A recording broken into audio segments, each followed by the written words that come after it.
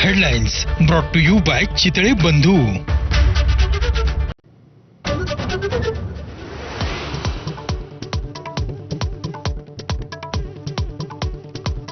पाकिस्तान हा दुष्ट देश. राजनाथ सिंग यांनी अमेरिकेच्या संरक्षण मंत्र्यांना सांगितलं. जग आता दहशतवादाकडे कानाडोळा करू शकत नसल्याचंही व्यक्त केलं मत.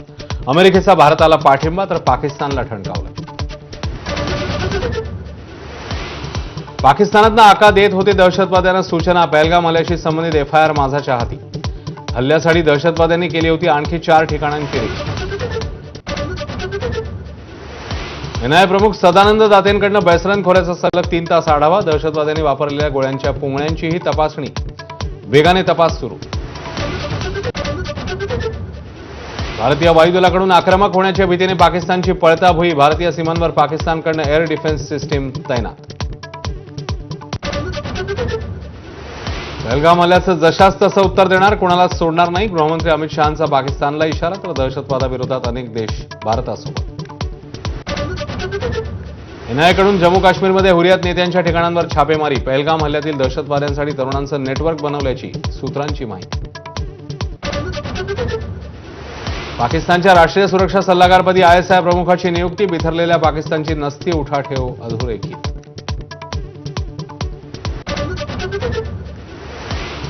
आता वेळ आली आर नाही तर पारच्या लढाईची. ज्येष्ठ गीतकार जावेद अख्तर यांचं परखड मत. पहलगामची दुर्दैवी घटना आपण विसरायला नको, व्यक्त केल्या भावना. केदारनाथ यात्रेला उत्साहात सुरुवात. पंचमुखी पालखी मंदिरात दाखल तर भाविकांची मोठ्या संख्येने उपस्थिती.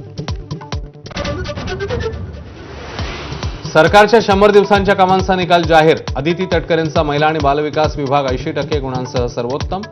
तर मुख्यमंत्री आणि उपमुख्यमंत्र्यांकडील 3 खाती नापास. पुण्यात परशुराम आर्थिक विकास महामंडळाच्या नव्या इमारतीचं अजित पवारांकडून वेळेआधीच उद्घाटन. मेधा कुलकर्णींच्या तक्रारीनंतर अजित पवारांकडून पुन्हा लोकार्पण.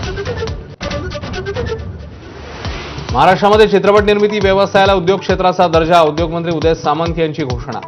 सिने जगताची अनेक वर्षांपासूनची मागणी मान्य. 66व्या महाराष्ट्र दिनानिमित्ताने राज्यभरात विविध कार्यक्रमांचं आयोजन. तर मुंबईतील हुतात्मा चौकात मुख्यमंत्र्यांकडून हुतात्म्यांना मानवंदना. तर शिवाजी पार्कवर राज्यपालांच्या हस्ते ध्वजवंदन.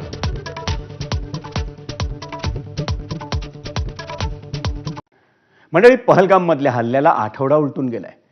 या हल्ल्यातल्या दहशतवाद्यांना आणि त्यांच्या आकांना